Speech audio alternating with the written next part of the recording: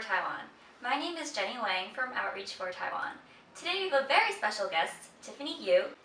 I'm sure many of you have seen the Taiwan Necklace project before, and Tiffany is actually the founder of the Taiwan Necklace project. Hey Tiffany, thank you for coming today. Great to be here. So why don't you tell us a little bit about yourself? So again, my name is Tiffany Yu, and I'm the founder of the Taiwan Necklace project, which was a fundraiser for ITASA, the Intercollegiate Taiwanese American Student Association.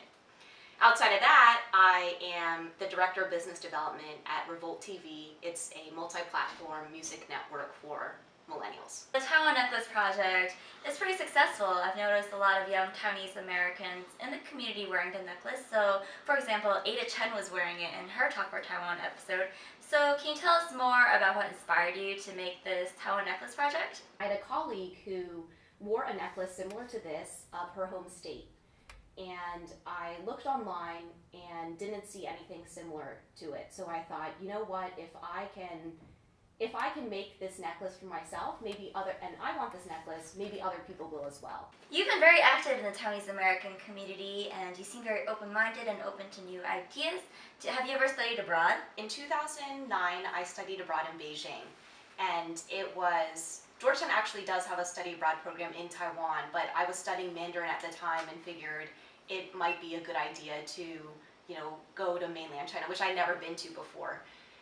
And going there China is a really fascinating place. There's just so much going on there, so much change happening at the same time. And one of the things that I thought was really interesting was here in the US, I identify myself as Taiwanese American. And when you first look at me, you see Asian. But when I was in China, I looked like everyone to a certain extent, but I didn't feel like them. And so it was this amplified feeling of being American.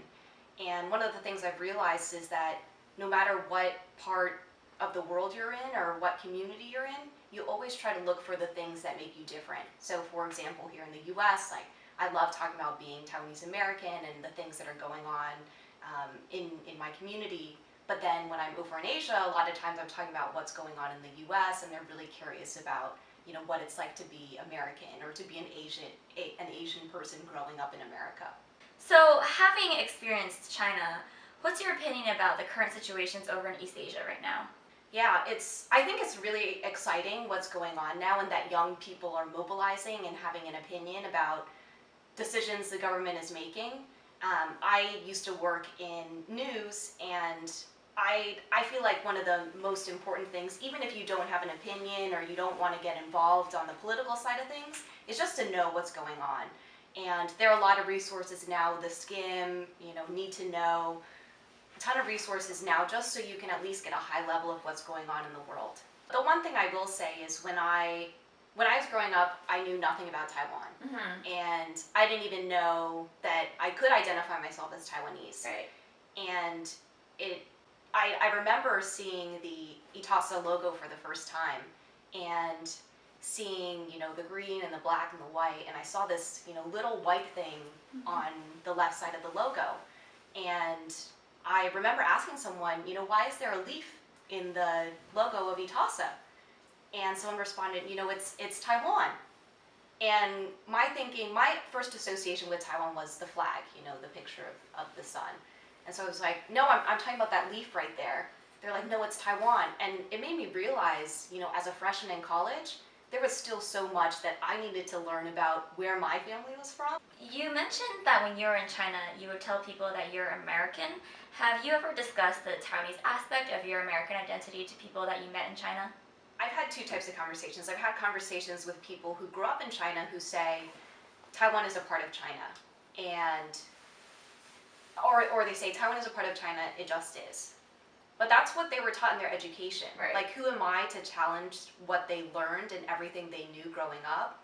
That, and exactly what you said, I feel really open-minded about it. Mm-hmm. So if, I agree that you grew up and this was what was taught to you in your education, and I learned something different. Right. And that's just, it's kind of like this whole idea of the status quo. Like, every part of this trilateral relationship has their own version of what the status quo means, and everyone's okay with it.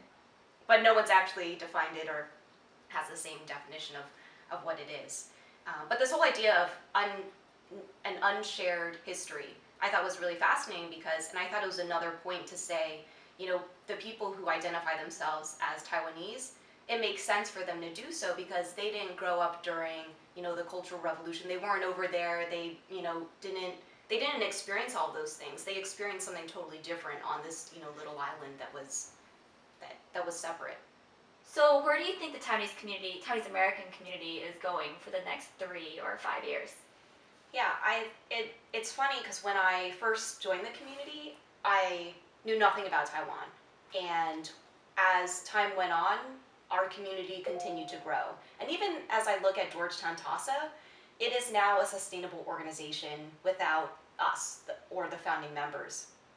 What I think will happen in the future, though, is, and you've seen this with the Sunflower Movement, is more young people wanting to get involved in, past just the social and cultural aspects of Taiwan. They want to have a voice politically. They want to get involved in what's going on politically and economically. And so I think as time goes on, we'll continue to see that community grow, and we'll continue to see it hopefully be as close-knit as it is now. Thank you for coming all the way here for our Talk for Taiwan series. Glad to be a part of it. Thanks so much for having me. No problem. If our audience wants to learn more about your small wins and positive thinking, where can they go learn more about you? Yeah, for more inspirational quotes, and anything, if you want to continue the conversation on Taiwan, you can definitely follow me on Twitter at I'm Tiffany Yu. Sounds great. Everyone follow her on Twitter at I'm Tiffany Yu. Once again, thank you for watching Talk for Taiwan with Outreach for Taiwan.